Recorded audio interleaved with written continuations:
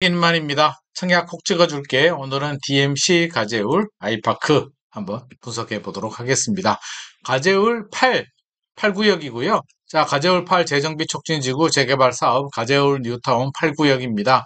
서대문구, 서울시 서대문구 난과자동 289-54번지 일대고요. 시공사는 HDC 현대산업개발입니다. 27층, 최고 27층 세계동 283세대 아파트고요. 일반 공급은 92세대 아파트가 공급이 됩니다. 오피스텔은 77실이고요. 일반 공급 69실이 공급이 됩니다. 자, 아파트와 오피스텔 같이 공급이 되고 있고요. 특별 공급은 6월 7일, 일반 공급은 1순위 6월 8일, 2순위 6월 9일. 자, 당첨자 발표일은 6월 15일이고요. 계약은 6월 26일에서 6월 28일이고 입주는 2025년 11월 입주 예정입니다. 자, 서울시 거주자 우선이고요. 만 19세 이상 무주택 세대 구성원 청약 가능합니다. 재당첨 제한 적용되지 않고요. 전매 제한 1년 적용이 됩니다. 거주 의무 없고요. 자, 불법 전매 등 부정 당첨되면 10년 동안 청약할 수 없기 때문에 주의가 필요하겠죠? 자, 입지 한번 보도록 하겠습니다. 자, 가재울 8구역이 어딜까요? 자, 여기가 망원역이고요. 여기가 월드컵 경기장. 자, 여기가 보이시나요? 공항철도 가좌역. 여기가 DMC, 그렇죠? 디지털 미디어 시티역입니다. 자, 여기가 상암이죠. MBC, YTN. 제가 자주 가는 뭐 YTN도 있고요. SBS도 있고 MBC도 있습니다. 자, 여기가 업무지구고요. 여기 보이시나요? 여기가 가재울 뉴타운, 그쵸? 서북쪽으로 수생 뉴타운이고요. 여기가 가재울 뉴타운입니다. 요렇게가 가재울 뉴타운이죠. 자, 가재울 뉴타운인데, 자, 보이시나요? 아이파크 돼 있죠? 가재울 아이파크. 가자역 초역세권에 위치하고 있습니다. 입지적 장점은 가재울 뉴타운 그 어느 단지보다도 높다라고 할 수 있을 것 같고요. 상암 DMC 배우 수요 흡수 가능합니다. 자, 조금 더 상세하게 한번 보도록 하겠습니다. 자, 조금 더 확대해서 제가 뽑아봤는데요. 자, 여기가 이번에 가재울 아이파크 오늘 소개하는 아이파크고요. 그 옆에 리첸시아 있고 파큐뷰, 그렇죠? DMC 파큐뷰 여기가 1단지고요. 여기가 4단지, DMC 레미안 이편한 세상 1단지, 2단지, 3단지 있습니다. 자, 요 위에 루센티아도 있고요. 난과자 현대 아파트도 있습니다. 가자역 여기 있죠? 바로 역세권입니다. 자, 리첸시아도 최근에 입주했기 때문에 리첸시아하고 가격 비교를 해보면 가장 확실하게 타당하게 가격 분석할 수 있을 것 같습니다. 자, 두 개 타입입니다. 59A, 59B 두 개 타입 청약을 하고요. 59A는 16세대 몇 개 안 되네요. 59B는 76세대인데 자, 3BA 판상형 구조 59B보다는 59A가 조금 더 좋습니다. 좋은 타입들은 조합원들이 다 선점하고 남는 물량에 대해서 일반 분양을 하기 때문에 아무래도 이 얘기는 뭐예요? 59B가 선호도가 가장 떨어졌다라고 생각하시면 될 것 같습니다. 뭐 당첨이 좀 뭐 꼭 안 돼도 되고 되면 좋고 자금력이 되고 이런 분들은 59A를 하시는 게 좋을 것 같고요. 꼭 당첨돼야겠다라고 하시는 분들은 타입이 좀 떨어지는 59B를 하는 게 조금 더 확률이 높지 않을까 싶습니다. 옵션은 뭐 발코니 확장 당연히 하셔야 되고요. 시스템 에어컨은 입주할 때 공동 구매를 하셔도 됩니다. 빌트인 가전은 역시나 추천드리지 않고요. 나머지 옵션은 필요한 만큼 알아서 선택을 하시면 됩니다. 자, 단지 배치도 세개동으로 되어 있죠? 세개동으로 되어 있고요. 지하철역이 요 밑에 위치하고 있습니다. 자, 이번에 분양하는 게 요거네요. 그쵸? 59A가 요 타입이고, 그쵸? 59, 요렇게. 자, 햇볕이, 요게 북쪽이고요. 위가 북쪽이고, 밑이 남쪽이니까, 그쵸? 여기가 남쪽이니까. 남동양, 동남양 정도 되겠네요. 그쵸? 59A는, 여기가 59B죠?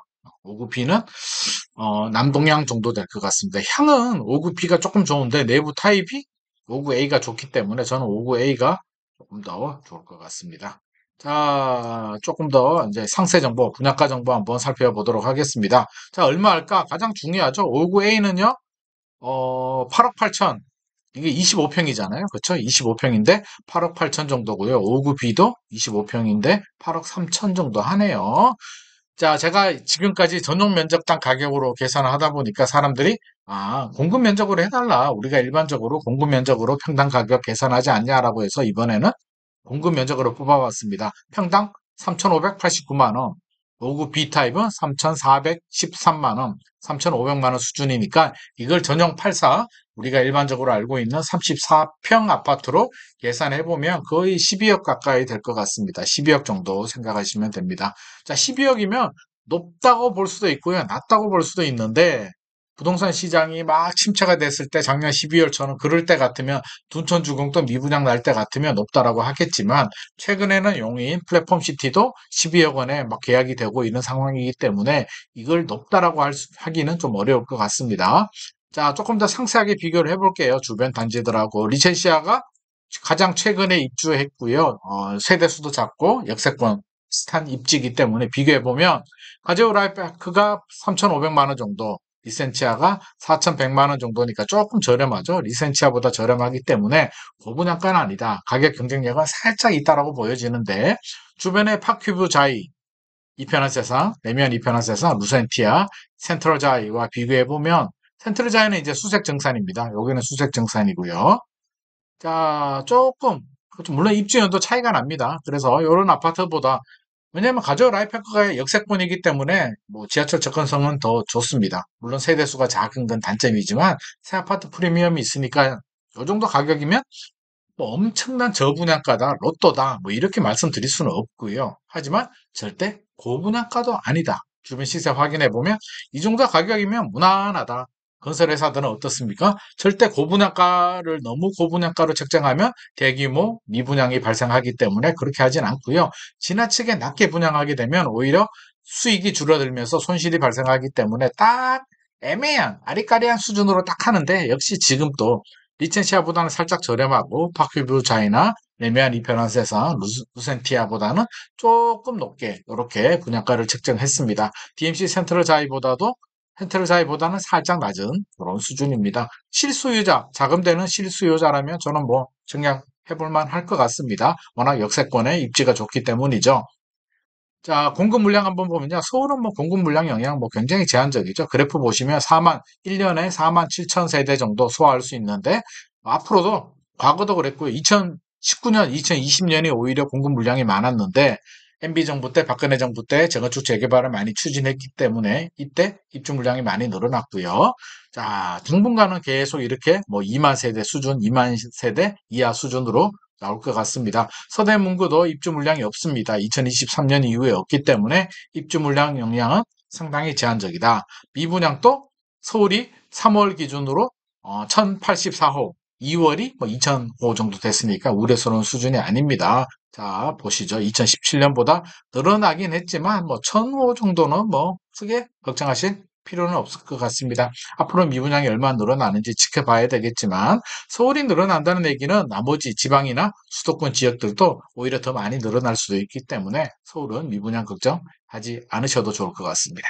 자, 종합 분석을 한번 해보겠습니다. 입지는 뭐 가자역, 역세권이고요. 뭐 교통환경 5점 줘도 사실 괜찮은데 이게 골드라인 9호선이나 2호선이나 뭐 신분당선이나 뭐 GTX나 같았으면 제가 5점까지도 줬습니다. 토역세권인데 이게 경의중앙선이기 때문에 4점 줬습니다. 지하철 접근성은 굉장히 좋고요. 입지도 뭐 서울에 그렇죠? 서대문구에 역세권에 이 정도 입지이기 때문에 4점을 줬고 주변에 아파트 단지들도 잘 형성되어 있기 때문에 편의시설도 4점을 줬고요. 가격은 3점 줬습니다. 뭐 4점 주기에는 조금만 더 낮았으면 제가 4점을 줬을 텐데 절대 2점은 아니고요. 한 3.5점 정도 줬으면 적당하지 않을까 싶고 학교는 뭐 무난하게 3점을 줬고요. 세대수는 좀 작아서 제가 점수를 조금 낮게 주긴 했는데 주변 아파트 단지들 연계성이 좋기 때문에 뭐 걱정할 필요는 없고요. 아이파크 정도 브랜드는 5점이고요. 쾌적성은 그냥 무난하게 물론 옆으로 가면 뭐 천도 있고 공원도 있고 한데 또 상암에 공원들 많죠. 한데 도보로 이용하기는 조금 불편하기 때문에 제가 3점 정도 줬습니다. 종합 점수는 별 5개 만점에 3.5개. 그렇죠? 별 3.5개 줬고요. 이 정도면 나쁘지 않습니다. 자금 여력이 되는 실수요자들은 청약을 해보셔도 좋을 것 같고요. 자금이 절대적으로 부족하다. 부동산 시장 분위기 때문에 무리하게 청약을 하셔야 되는 분들은 굳이 뭐 그렇게까지는 안 하셔도 될 것 같습니다. 뭐 실거주자고요. 자금이 되고 필요하신 분들은 청약을 해보셔도 좋을 것 같습니다. 자, 오늘의 내용이 도움이 되셨다면 좋아요와 구독 부탁드립니다.